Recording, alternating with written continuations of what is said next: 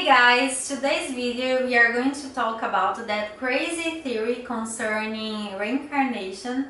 Some people believe that Rey is the reincarnation of Anakin, and they say that because they have lots of things in common. I mean, they are both great mechanics, they are expert pilots, they seem to have a special relationship with droids, and they are strong with the Force, of course. So let's analyze this theory and see whether it makes any sense. Did Anakin complete his destiny? Most people that defend the reincarnation theory says that Anakin returned as Rey to complete his destiny as the chosen one. But it doesn't seem to make sense to me, because I believe that Anakin completed his destiny. I mean, let's think for a second. The Force must be in balance, and that means that not only the dark side but also the light must be controlled. And at the time of the prequels there were about 10,000 Jedis and only a few Sith. I know that the Sith unbalance the Force a lot more, so a small number of Sith unbalance the Force a lot more than lots of Jedi. But the thing is, there were thousands more Jedi than Sith, so it's obvious that the Force, that the light was unbalanced the Force more than the dark at the time. And when Anakin became Darth Vader and helped to destroy the Jedi Order, he was accomplishing part of his task. He was helping to weaken the light, which is the side that was unbalancing the Force the most at the time. And the second part of his task was to take the power from the dark side, which he did when he killed Palpatine in the Battle of Endor, which caused the collapse of the Empire. So at that moment, Anakin accomplished his destiny. He destroyed the dark side, at least for a while, and the light wasn't so strong as in the prequels, so the Force was balanced at the time. So it doesn't make sense that Anakin returns as Rey to accomplish something that is already accomplished. However, it makes much more sense if we think that the Chosen One is in some kind of reincarnation cycle in order to keep the Force in balance. It's something like what happens in the Avatar series. Does the reincarnation cycle theory fit the Star Wars universe? I know that lots of people will say that this reincarnation cycle thing doesn't fit the Star Wars universe because it is not a part of the story and stuff like that. But this is not a good argument at all. I mean, lots of things weren't part of Star Wars, such as the Chosen One theory, the midi-chlorian thing, but the prequels incorporated those elements to the saga. So it's totally okay that the new trilogy brings up things that weren't explored before, as long as it makes sense to the story. And then comes the main question: does this reincarnation cycle thing fit the Star Wars universe? Well, when we think about it, it not only fits the story, but also helps to explain some things that weren't explained before, not only in the new trilogy, but also in the old trilogy. For example, the fact that Anakin became a Force ghost without doing anything to achieve that. I mean, Obi-Wan and Master Yoda spent years to achieve that, but Anakin did it without making the slightest effort.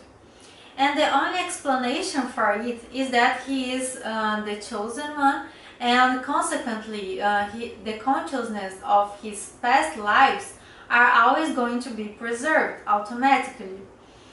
And you must ask me, but if Anakin is going to be a Force ghost forever, how he's going to reincarnate?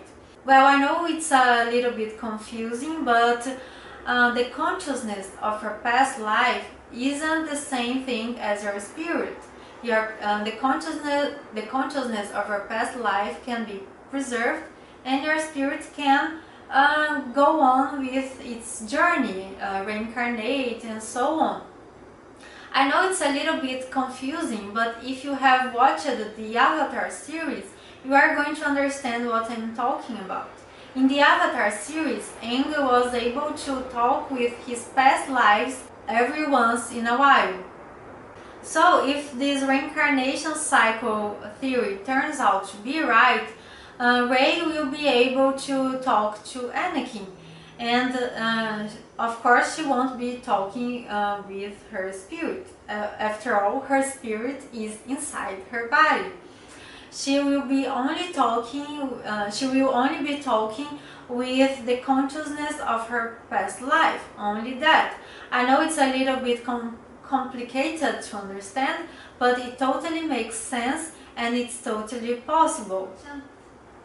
Reincarnation cycle theory and Rey's deep connection with the Force. The reincarnation cycle theory also explains why Rey can do incredible things even though she has never had any kind of training for that. In the Avatar series, Aang wasn't a very good fighter at the beginning of the series, but even so he was able to do incredible things when he was in the Avatar state. When he was in this state, he could do things that he couldn't do in his normal state. So I think that something similar might happen to Rey, especially during her fight with Kylo Ren. I mean, she was losing the fight, but when she closed her eyes and connected with the Force, she was able to do incredible things, and she could easily defeat him. And it doesn't make sense when we first think about it, because it doesn't matter how connected with the Force you are. You probably won't be able to defeat your highly trained opponent if you have never had any kind of training for that. So the only explanation for what she did is that she was connected with some kind of chosen one power. Maybe Anakin and her other past lives were helping her. That's why she became so strong and could easily defeat Kylo Ren. The reincarnation cycle theory also explains the whole midi-chlorian conception thing. I mean, it didn't seem to make sense that Anakin was conceived by the midi-chlorians, but now it fits perfectly the theory. The Chosen One spirit was invoked by the Force to bring balance to it. And like we have discussed, Anakin accomplished his destiny. But as we know, the First Order emerged from the shadows, and even though it wasn't that powerful at the time, it was a huge threat to the Force balance. That's why the Chosen One spirit was invoked again, which reincarnated as Rey. So if the theory turns out to be right, then Rey was conceived the same way as Anakin by the midi-chlorians, and that might even explain why she was abandoned in the first place. Maybe her mother was too scared to keep a baby that came out of nowhere, and her mom decided to give the baby to someone else. So it's possible that whomever Rey considers family aren't her biological relatives, and they probably didn't even care about her. It's even possible that they sold her to Unkarplut in order to have enough money to leave Jakku. And they did it. They left Rey in Jakku and told and lied to her, saying that they would come back for her. That's why she still had hope that they would. If that theory turns out to be right, why people in Star Wars didn't know about it?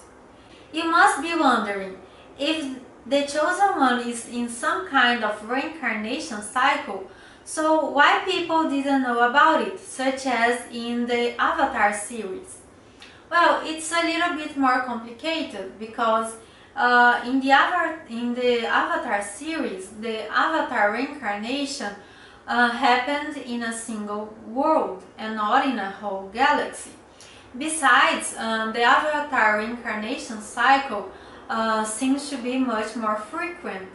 When the Avatar dies, their spirit reincarnates right after, and that doesn't seem to happen in the Star Wars, if the theory turns out to be right, of course.